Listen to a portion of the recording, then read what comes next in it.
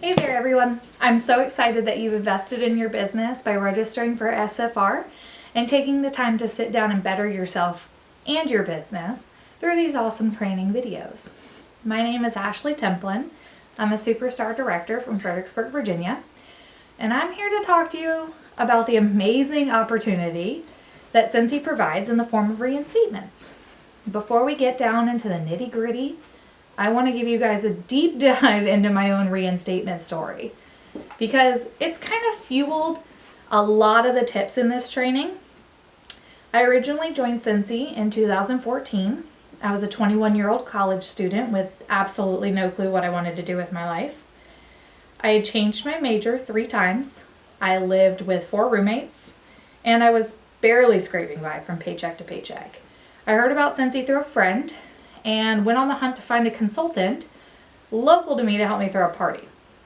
That was the day and age where social media parties were kind of null and void. Everything was done in person or through basket parties. I decided instead of having people over to my house that I'd just host a basket party. My consultant got me all hooked up with the necessities, and within the first 24 hours and my brother's baseball game, I had $500 in orders. I texted the consultant and told her that I needed more order forms because I'd already filled all of them up. She was so shocked, but asked if I'd ever thought about joining. I told her I would think about it, but that evening I opened up that basket party and pulled out the scent circle the consultant had given me as a thank you. I hung it from my rearview mirror in my car, and all evening I kept smelling Luna and thinking about the opportunity to join. That evening I randomly spent the last $100 on my credit card to max it out to purchase my starter kit. Fast forward to 2 years, 3 team members, and a whole lot of struggle later.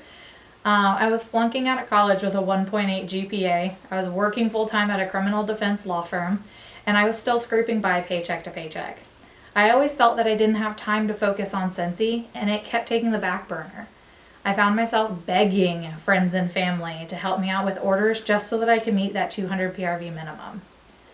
In March of 2017, I decided to take a break from Cincy. I let my account lapse and I went inactive. Over the next year, I still purchased Cincy products and even hosted mildly successful parties. And I say mildly because I never really put in any extra effort.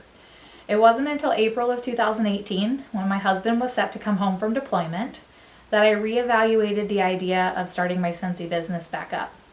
My now sponsor, Fallon, had always told me, "You can always rejoin for free, come home."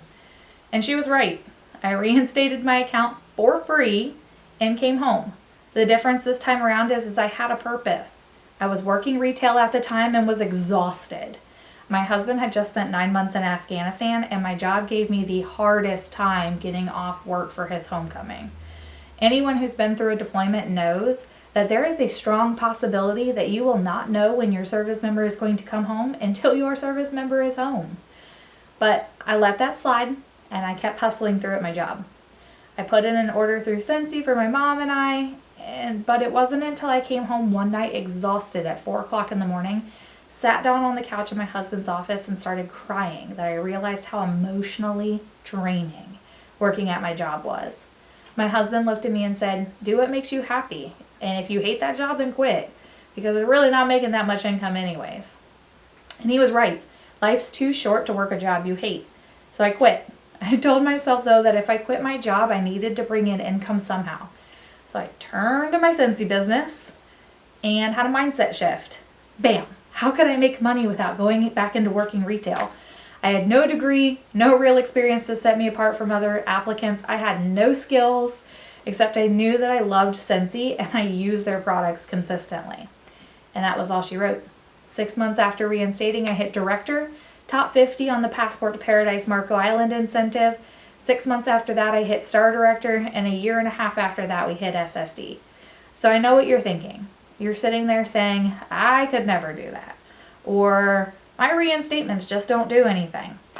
Well, I'm here to give you some insight on that entire topic.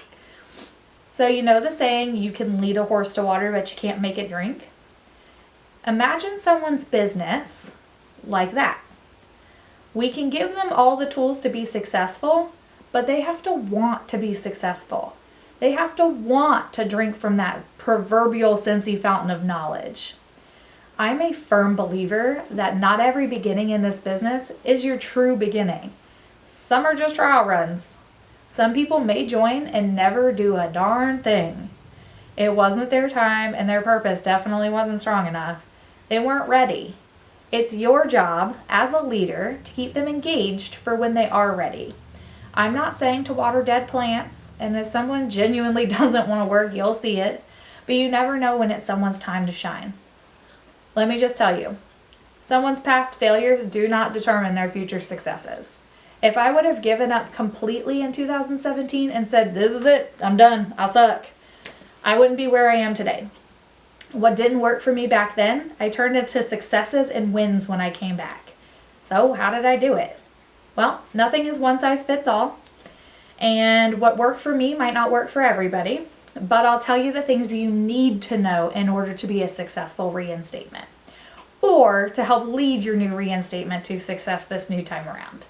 So number 1, your upline does not determine your successes or failures. Okay? Don't blame your failures on your upline's inability to lead. You are an independent consultant. Keyword, independent. When I originally joined in 2014, my original upline had no clue how to lead me to success. Did I blame her for my lack of sales? No. Did I blame my director or my SSD? No. I'm an independent consultant, and it's my responsibility to farm my successes. You are solely responsible for your own success. If you are a leader with a new reinstatement, make sure you treat them as if they were a brand new join until proven otherwise. You never know what information they skipped over the first time. Be there for them on their new journey, but remember that they are responsible for their own successes. Number 2, you need to constantly train yourself. You will absolutely never be completely knowledgeable on how to be successful. If it was possible to train yourself to be perfect, no one would fail at anything. What you need to do to be successful is admit that you're never going to be perfect, but always strive to be the best. Take 1 day a week or 1 hour a day and watch a training video. Learn something new. Pick the brain of another consultant. The thing about good leaders is that they never stop training. Just like athletes, they train every day to maintain. You are the track star of your Scentsy business. Train to maintain, but also train to grow. For my leaders, provide the freaking training opportunities. Don't always tailor your training opportunities to new team members. Open up the opportunity for training on things that might be a little bit more advanced as well. Number 3, it may not be your time. And that's okay. That's why Scentsy allows you to come back for free. There's always room at the campfire. You know who determines when it's the right time for you? You.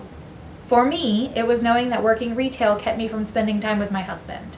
It was knowing that I would never make a sustainable living wage to support the life I wanted to live. It was knowing I could do and be better than what I was.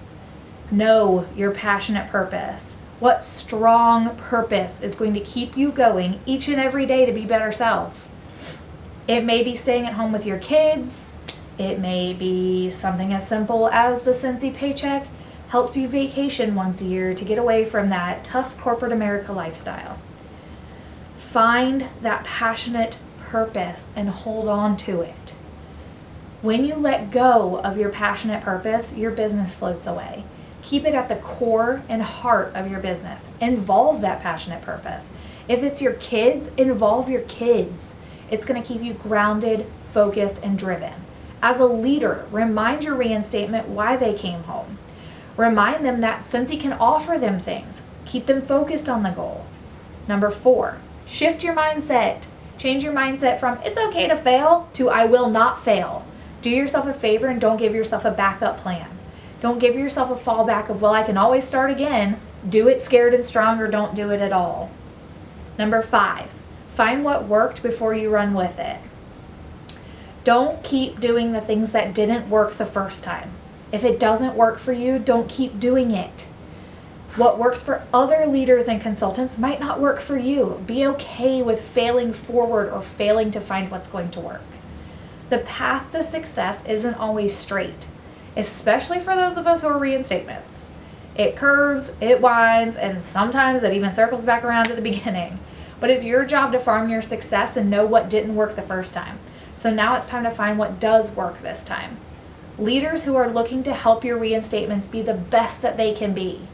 I hope this has helped you garner some insight into how to be the best leader for your new reinstatement. You got this, I promise.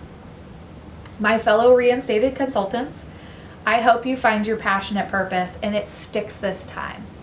If not, we will welcome you back with open arms because there's always room at the campfire for you.